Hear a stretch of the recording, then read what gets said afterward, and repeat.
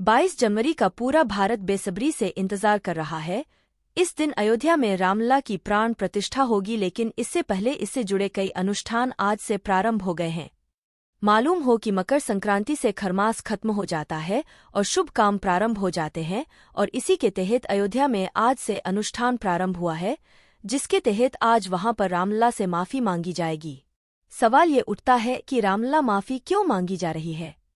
इसका रहस्य जानने के लिए हमारे चैनल ड्रीम स्टोरी को सब्सक्राइब करें, लाइक करें, कमेंट बॉक्स में जय श्री राम लिखें। प्रायश्चित पूजा होती क्या है और क्यों की जाती है, इसे जानने से पहले हमारे चैनल ड्रीम आपको बता दें कि इस पूजा का सीधा आशय प्रभु से अपनी गलती की माफी मांगना है। दरअसल कोई भी बड़ा अनुष्ठान जब होता है तो उसके पहले ये पूजा होती है, जिसमें पूजा पाठ में अपनी भूल चूक के लिए प्रायश्चित किया जाता है। ये पूजा काफी लंबी होती है और इसमें 10 विधि के स्नान का प्रावधान है, जो कि अलग अलग चीजों से किया जाता है। यही नहीं, इस पूजा में गोदान, वस्त्रदान और आभूषणों का दान किया जाता है। माना जाता है कि अगर कोई बड़ा धार्मिक इवेंट करने से पहले ये पूजा कर ली जाए तो पहली बात होने जा रहे कार्यक्रम में कोई बाधा नहीं आती है, और दूसरी बात ये कि अगर पूजा के दौरान कुछ गलती हो भी जाए तो उसका पाप पूजा करने वाले को नहीं लगता है। भगवान से माफी मांग लेनी चाहिए। ये तो हुई प्रायश्चित पूजा की बात, जो कि काफी विधि विधान से करनी होती है।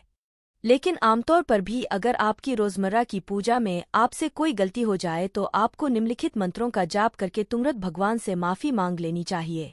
ऐसा करने से भगवान नाराज नहीं होते हैं और न आप किसी भी तरह के पाप के भागीदार बनेंगे।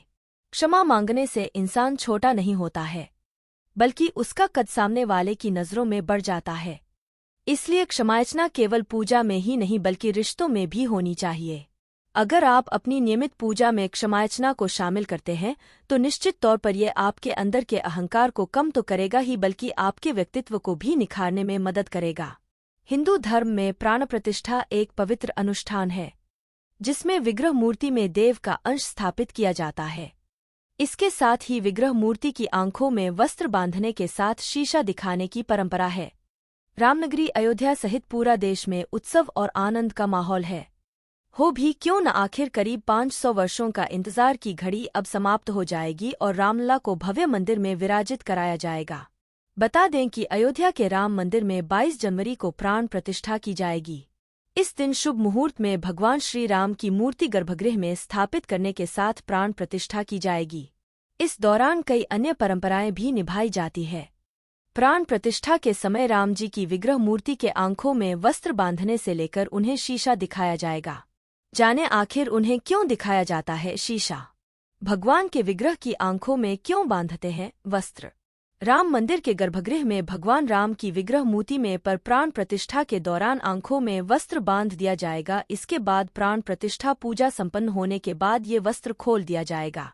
ज्योतिषाचार्यों के अनुसार जिस तरह एक बच्चा अपनी माँ की कोख से निकलकर आंखों में कपड़ा डाल देते हैं या फिर वह आंखें नहीं खोलता है, जिससे रोशनी से उसकी आंखें ओझल न हो, इसी तरह प्राण प्रतिष्ठा के दौरान जलाधिवास, गंधाधिवास, धान्य अधिवास जैसी कई अधिवास किए जाते हैं। इस दौरान विग्रह में भी तेज पुंज स्थापित हो जाता है।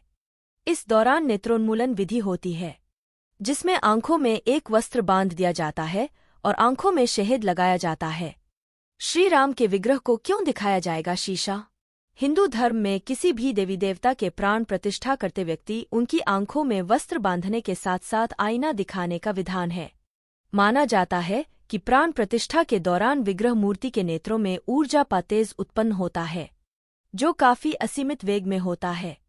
ऐसे में जब उनके आंखों से पट्टी हटाते हैं तो उनका प्रतिबिंब आईना में दिखाया जाता है, जिससे वह वापस उन्हीं के पास चला जाएगा और किसी को नुकसान न पहुंचे।